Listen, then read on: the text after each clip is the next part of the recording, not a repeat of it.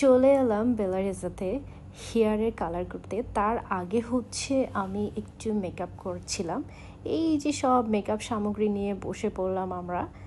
দেন হচ্ছে যে আস্তে আস্তে করে মেকআপ শুরু করে দিল। সিফাত ভাইয়া আমার খুবই যত্ন করে আমার মেকআপটা করছিল এবং আমি সত্যি অনেক অনেক এনজয় করছিলাম এবং হি ইজ রিয়েলি গ্রেট। তো মোটামুটি মেকআপ অ্যান্ড হেয়ার বোথ আমি আজকে করব।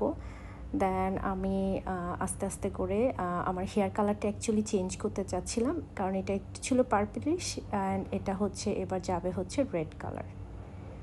সো ক্যামেরায় হয়তো বা একটু দেখা যাচ্ছিল যে এটা রেড, কিন্তু এটা হচ্ছে পার্পল রেড। এবার হচ্ছে একদম পুরো চেরি রেডটাতে চলে যাব আমরা। সো এই যে দেখা যাচ্ছে যে কালারটা এখানে মিক্স করা হয়ে গিয়েছে। দেন হেয়ার ওয়াশ করে দেন আমার কালারটা লাগানো শুরু করে দিল। আমার লাইফে এটা প্রথম কালার করা। এর আগে আমি অনেক ভয় পেতাম যে কালার করলে আমার চুলটা মনে হয় একদমই ড্যামেজ হয়ে যাবে। হ্যাঁ, একটু ড্যামেজ হয়, কিন্তু এটা যদি প্রপার টেক কেয়ার করা হয় তাহলে হয়তো ড্যামেজের পরিমাণটা একটু মিনিমাইজ হতে পারে।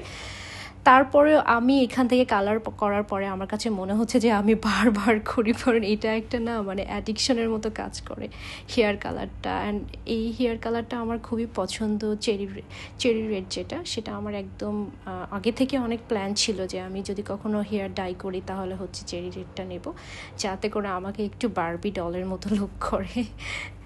দেন প্রায় 40 মিনিটসের মতো ওয়েট করছিলাম। করার পরে দেন ওয়াশের পরে এই যে আমার কালারটা চলে এসেছে। হয়তো বা ক্যামেরাতে ওইভাবে কালারটা বোঝা যাচ্ছে না, বাট কালারটা নিয়ে আমি ভেরি স্যাটিসফাইড অ্যান্ড ওদের সার্ভিস সব কিছু আমার কাছে অনেক বেশি ভালো লেগেছে। So bye bye.